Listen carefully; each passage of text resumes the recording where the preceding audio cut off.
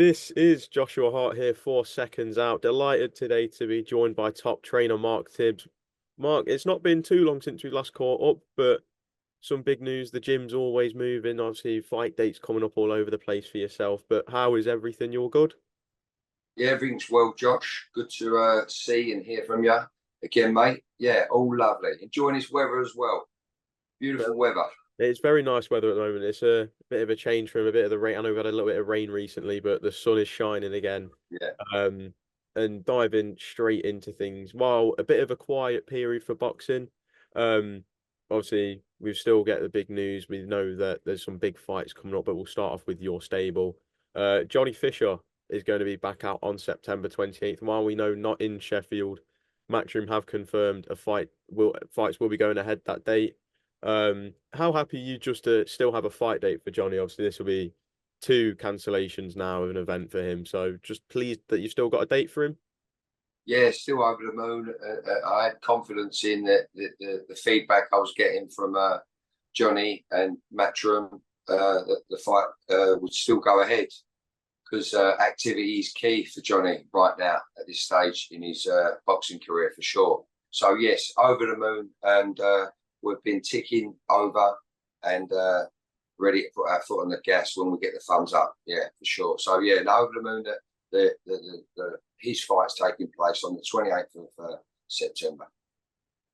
Was there any point where you were unsure as to whether there'd be a date for Johnny? Obviously, I know you had the August 24th date first, then September 28th in Sheffield, and then when the news breaks that that card's off. Was there ever any doubt thinking we might not be able to get Johnny out as soon as what we like? Not really. Not really because of his performance of late and his management and promoter understand that activity is key and the tickets he sells as well. He's you know, they understand that that activity is key and he's a big ticket seller. But more than that, I see the future in Johnny Fisher. I've got a lot of confidence in him that he's going to do things. So yeah. I mean, maybe it could have put forward to October, but I was confident he was going to get out for sure. Yeah. And he's got a very good opponent next. He's got someone who's fought a lot of the big heavyweights in our recent era. What do you expect to see when Rudenko is standing across the ring from Johnny that night? What do you expect from him? Well, I expect him to be, really resilient to what Johnny brings, and I'm expecting to see another side of Johnny in. Don't want him to get frustrated and be gun ho. I don't want him to do a breakdown job, break this guy down, in good fashion, and not take anything in the process, not taking punches in the process. And I know this guy will give Fisher rounds for sure, and they'll be well needed and well embraced rounds because that's what's going to educate Johnny Fisher for the long go. Yeah.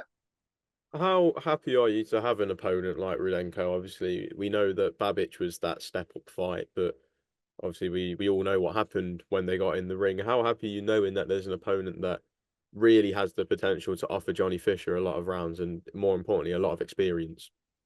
Yeah, well, it was come at the right time. Everything, as they say, it's all about timing, and this is the right time for someone like Rudenko. And it's come at the right time. So credit to everyone that's guiding Johnny Fisher, as in his management and Matchroom Boxing. Yeah. Then Giorgio Visioli also on the card that night. Last time out, obviously a nice win over going the distance for the first time. What are you looking for him to show in this next fight? Well, Giorgio is an absolute brilliant boxer, as you know. Come puncher. He will punch even harder once he matures a little bit more. He's only young. He's out in Dublin at the minute, having some very good sparring over there. we spoke yesterday, and he's really enjoying himself. He's due home today. He could be in the gym tomorrow, stroke Monday, but no, he's learning his craft. He's embracing the professional system. How it's what's presented to him so far. He's really, really enjoying it. Excuse me. Sorry, Josh. All right, mate. No worries. Yeah, so no, Giorgio Vizioli is taken to the professional boxing world like a duck to water. That's what I meant to say. He's enjoying himself. He's enjoying himself. He's over in Dublin. He's got some really, really experienced sparring over there. And yeah, he's everyone's doing what they can to bring him along at the right pace at the right time. And yeah, he's a really mustard fighter. So whoever's coming to the Fisher show, look out for Giorgio Vizioli too. And obviously, I saw on his socials yesterday that he shared some rounds with Sonny Edwards. We know how highly Sonny rates Giorgio. How good is it not just to have yourself and Matchroom back in Vizioli, but also have someone like Sonny, who's such a big figure in the British boxing scene? How good is it to have someone like him pushing Giorgio out there as well? Well, Sonny is such a beautiful, fluid, natural boxer himself, and he's gone from the bottom to the top. You know, he's at the top right now, and he's lived the world of professional boxing and amateur boxing. So Sonny will see the magic in Vizioli. He will see what future Vizioli has got to offer.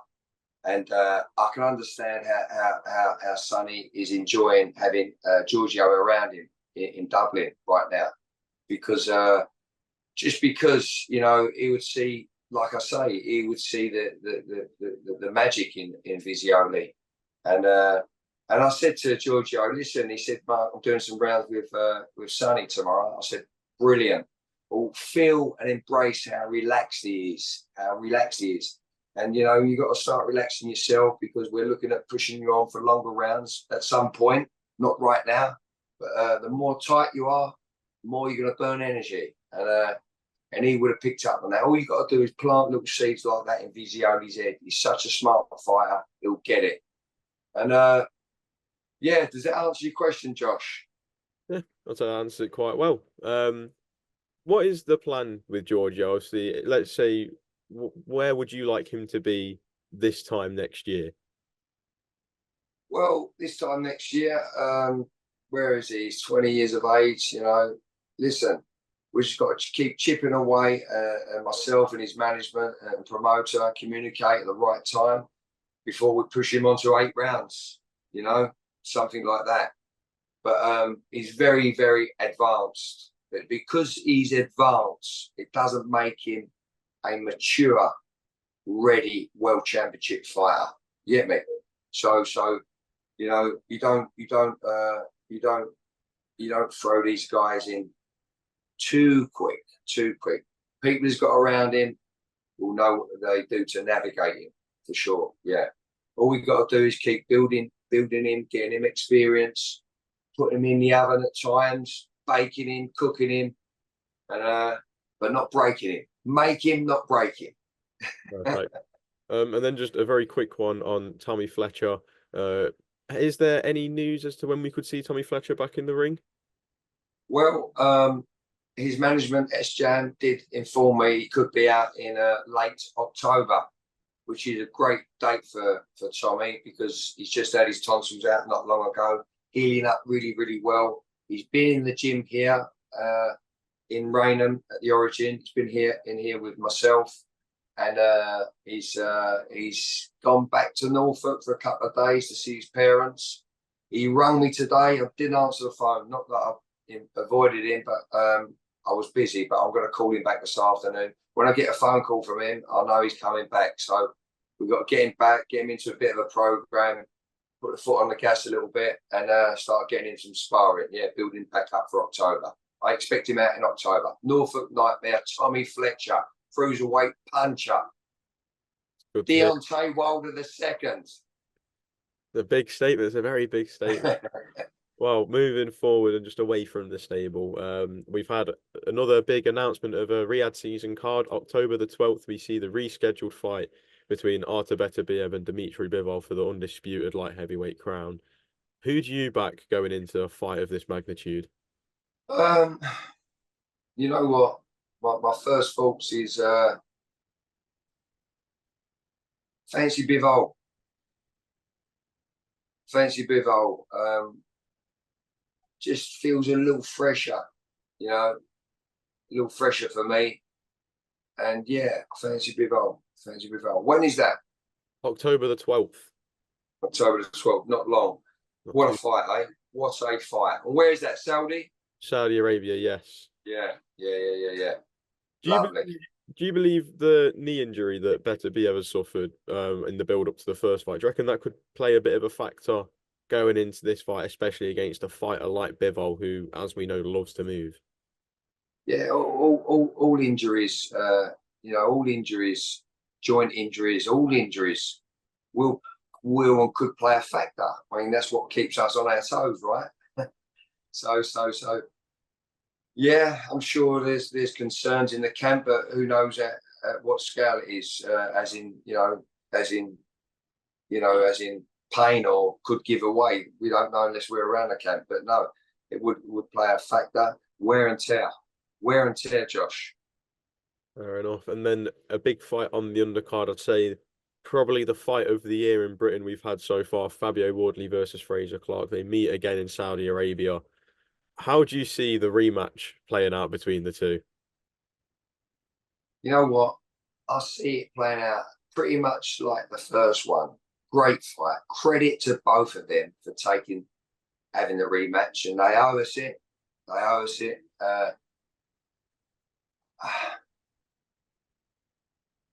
Fancy Clarke. Fancy Frazer Clarke. I think Frazer can brush up on one or two things in his preparation, and I think he'll have the experience to do that. I don't think Fabio, with all due respect, I don't think Fabio's a little fresher, in my opinion, a little bit fresher. I think Frazer should have the experience to understand and tidy up his preparation a little bit and make adjustments. But two good guys. Anyone's fight though. Anyone's fight for me, Josh. And yeah. How big of a toll do you reckon that first fight could have taken on both of them? As we all remember how brutal that first fight was for them. Yeah, that would be telling for the pair of them. It will take, it probably has taken a little bit out of them, and they're at their stage in their life where that sort of fight just lose a little bit of themselves, can do. But as I was saying before, I think Frazer has got the experience and the understanding to use his experience, more than look for physical preparation. He's got experience, where he can rely on that, and and I don't think Fabio has, but Fabio has got dig ability for sure, as in he can dig in, and I feel he's got less miles on the clock. So great fight, really good fight. I wouldn't be surprised who wins, but I want to see a winner. And then obviously we know that the winner's going to want to push on and look at European, possibly even world level. But for yourself, obviously looking at Johnny Fisher, if he gets through his next fight all safe and sound, how much interest would there be in Johnny potentially facing the loser of Wardley versus Clarke too? Yeah, well done. You could be Johnny Fisher's next matchmaker. Sign me up. Show me the contract. No, yeah, I'm sure that's something that we'd look at, but listen, we have to take ourselves one fight at a time. You know what I mean? And we got everything for me as a coach and a trainer. It's all on our last performance, and so I want Johnny to perform well against Rudenko, and yeah, we'll go from there for sure. Just going back to Johnny quickly before I move on again. I remember seeing a lot of talk from Eddie Hearn saying that he feels Johnny could fight the likes of Derek Chisora and Dillian White and not have much struggle. As his trainer, obviously, you see Johnny more than anyone in the gym and know how good he's looking. Would there be interest in, let's say, the next 12 to 18 months to make a fight with the likes of Dillian White and Derek Chisora? Yeah, listen, 100%. I agree with Eddie on that for sure. I've been in the gym with Johnny Fisher when he's had spars, with the guys we're just talking about, and Derek including, with all due respect.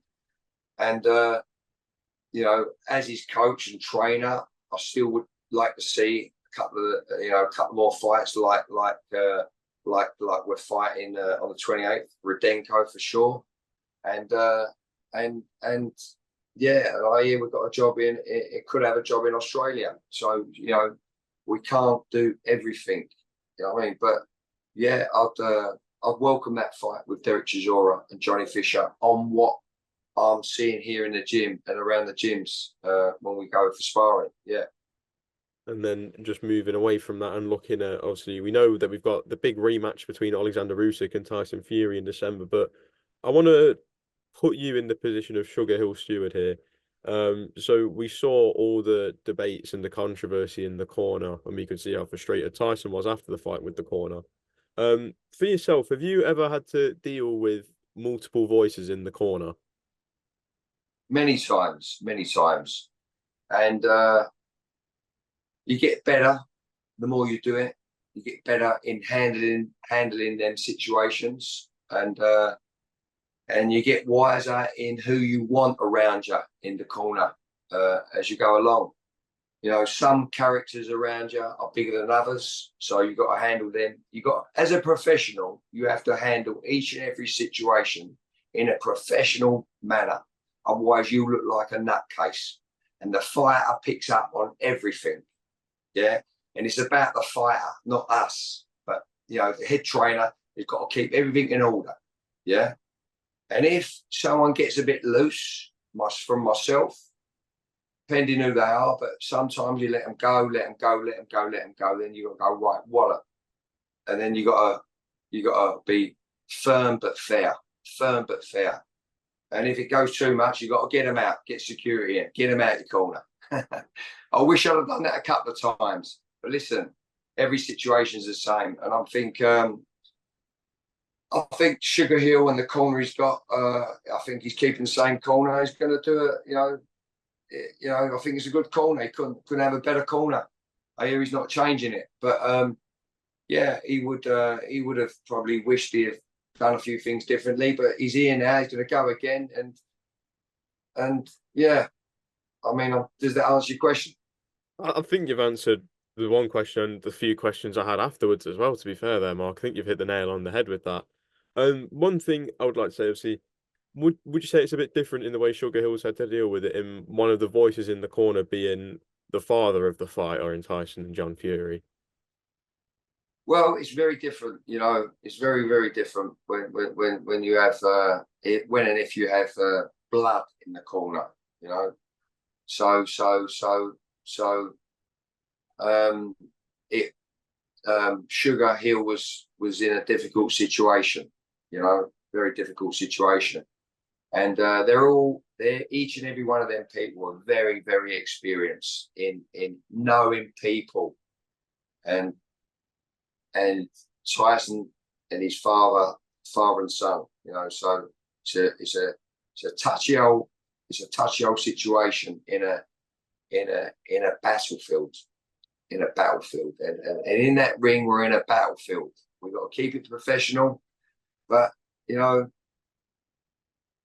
put me on the spot here, Josh. You are yourself.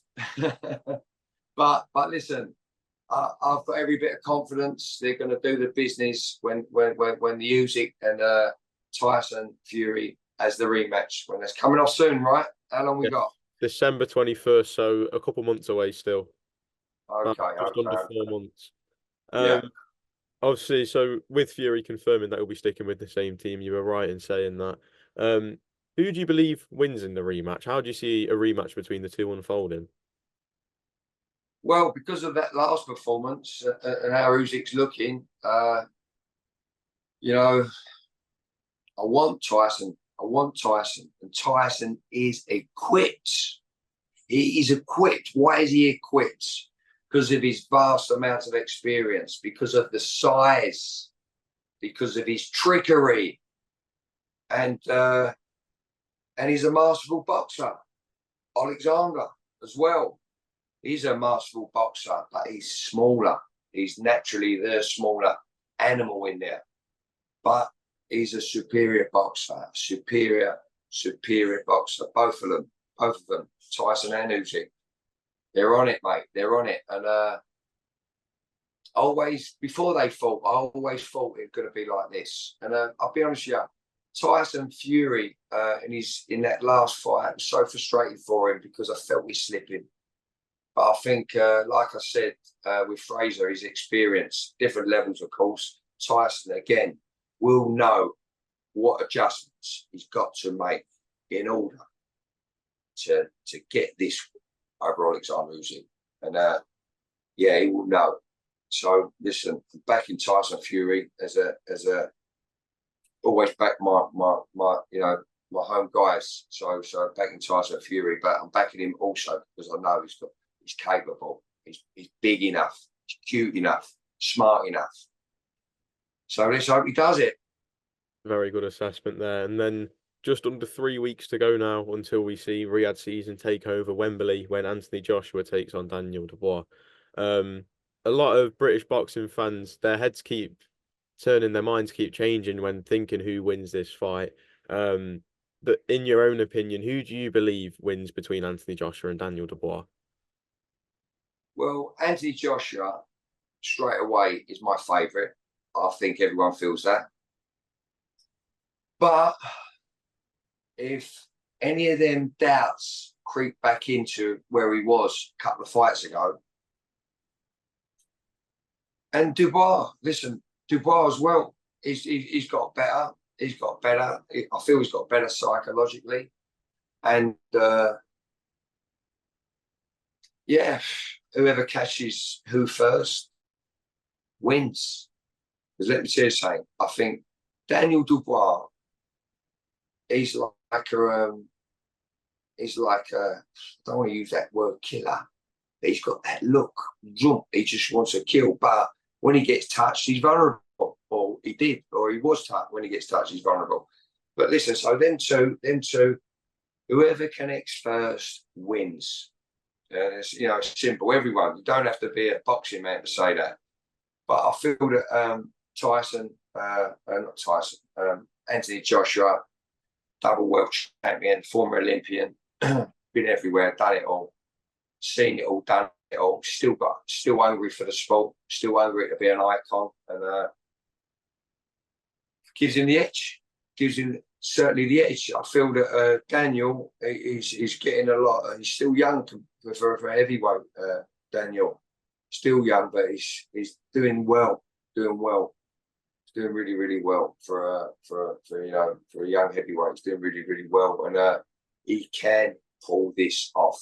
I am on the fence with this one for sure. I can't pick a winner. Great fight. That's in England and all, isn't it? Yes, it's at Wembley Stadium in London. Beautiful. All British heavyweight humdinger. I think it's breaking records for ticket sales as well. I think it's going to break records. I'm not bloody surprised. I'm not surprised. What do you believe that Daniel Dubois needs to do in order to be successful against Anthony Joshua? Obviously, I know you had that little period where you worked with Daniel. But when you look at his style compared to AJ's, what do you feel Daniel needs to do? Well, Daniel needs to do what he's good at. And do you know what? And Anthony's good at this as well, is his straight 1-2. His straight 1-2. And he's a hard, fast, heavy-handed puncher, Dubois. And yeah, he's just got to hit that point. He's got to hit that point first, fast and hard. And he's got to set that up. And yeah, he's got to get out there, get behind the lead straight away.